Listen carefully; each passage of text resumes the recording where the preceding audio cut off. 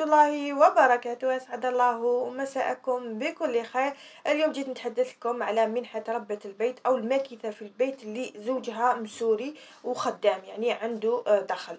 هذه المنحة تصب في شهرية الزوج، يعني يعطوها لنا مع شهرية الزوج. كانت 80,000 أو 800 دينار جزائري، الآن راح تولي 800,000، ما يعادل يعني 8000 دينار جزائري. هذا ابتداء من جانفي ان شاء الله، وان شاء الله تكون حقيقه لانه رانا نستناو فيها.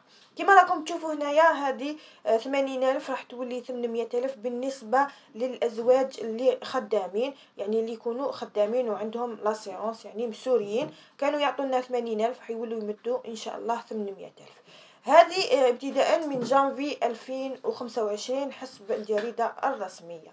هذه ما يسمى بأجر الدخل الواحد. هذه هي المنحة اللي تمد. بالنسبة للمنحة اللي كنت سبق وحطيت لكم عليها فيديو اللي هي بزاف راهي من الدولة، منحة 700,000، هذه بالنسبة للنساء اللي ما عندهم حتى دخل، لا هما لا أزواجهم.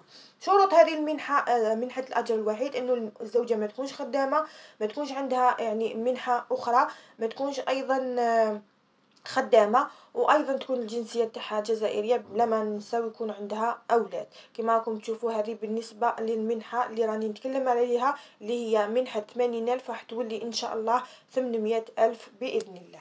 كما راكم تشوفوا كان هذا هو الفيديو تاعي، هذا كان من الجريده الرسميه، يعني راه متداول بزاف في جميع يعني المواقع. ان شاء الله تكون حقيقه، وان شاء الله نستفادوا منها لانه رانا محتاجينها بزاف. ونظن هذا القرار نهائي من الرئيس تبون، واللي ان شاء الله يكون المزيد. تحياتي لكم، نشكركم بزاف والسلام عليكم.